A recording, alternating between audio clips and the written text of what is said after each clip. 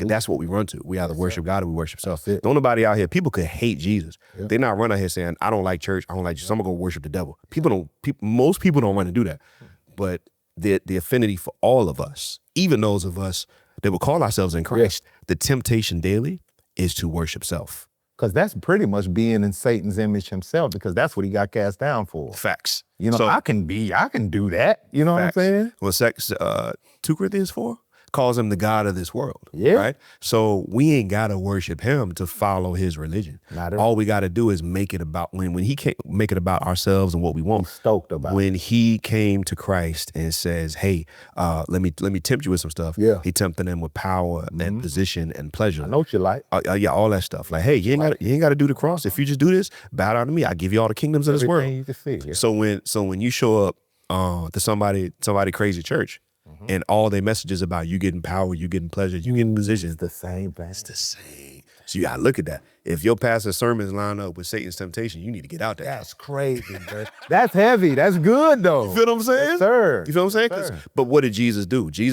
And again, we talked about this last episode. I wish Jesus would have thrown a Hadouken at him. Yeah. That would have, listen, if there's a church teaching you how to do Hadoukens, I'm gonna throw all this away and I'm learning. I've been wanting to do that for a while. Particularly, not even where I use, particularly Ken's joint, because I had fire behind it. Yes, yes. But Jesus ain't do no Hadoukens, he ain't do the force, he ain't none of that. None of it. That would have been a dope chapter. Yes, but it didn't happen. What did he do though? No. He just quoted the word. Absolutely. He ain't get no conversation, he ain't get no argument. He was like, it is written, worship the Lord your God and him only.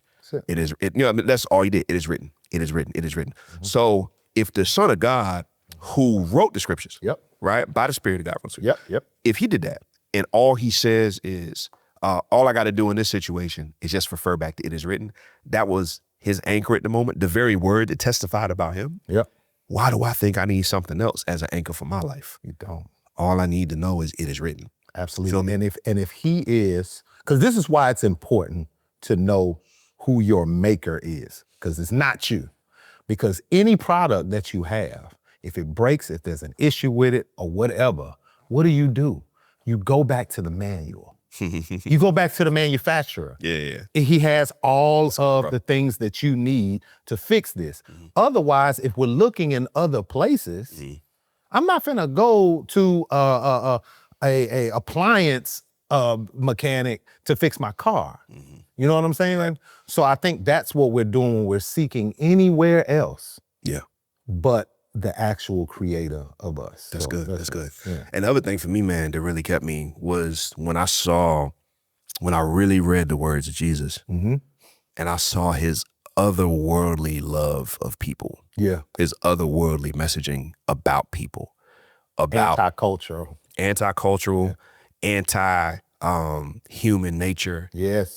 It was like he gave the answer that nobody wants, and yet the only one that seems to ultimately work. Right. And love your enemies and stuff like that. Love your enemies, bro. We don't naturally. Who is saying, you know what I mean? And to the point of exchanging his life for the very people who put him on the cross. Absolutely. That's crazy. Absolutely. And I'm just looking at it. And it was so-say church folk who did one. Yeah, but you can make all those arguments and be correct about that.